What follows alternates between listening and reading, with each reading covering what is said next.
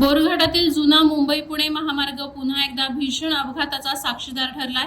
अंडा पॉइंट परिसरात घडलेला हा अपघात पाहून अनेकांना फायनल डेस्टिनेशन चित्रपटातील थरारक दृश्यांची आठवण झाली। पुण्याहून मुंबईकडे लोखंडी पाईप घेऊन जाणारा टेम्पो क्रमांक MH43Y3703 हा दस्तुरी येथील तीव्र उतारावर येताच अचानक ब्रेक फेल झाले। नियंत्रण सुटलेल्या टेम्पोनं समोरील हाईट्स बॅरिगेड्सला जोरदार धडक दिली आणि कमानीत जाऊन अडकला। धडकेच्या तीव्रतेने टेम्पोमधील लोखंडी पाईप घसरून बाजूने जाणाऱ्या 2 कारवर थेट कोसळले। पाईपच्या प्रचंड वजनामुळे दोन्ही कारचा अक्षरशः चक्काचूर झाला।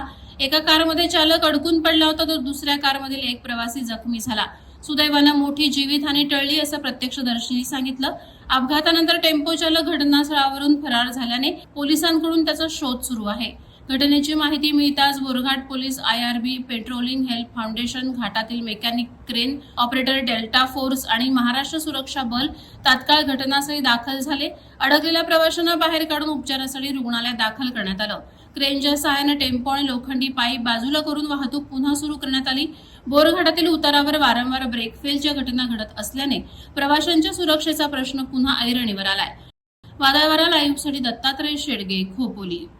नवी मुंबई व रायगड जिल्ह्यातील ताज्या बातम्या आणि घडामोडींसाठी सबस्क्राईब करा वादळवारा लाईव्ह चॅनल आणि दाबा बेल आयकॉन।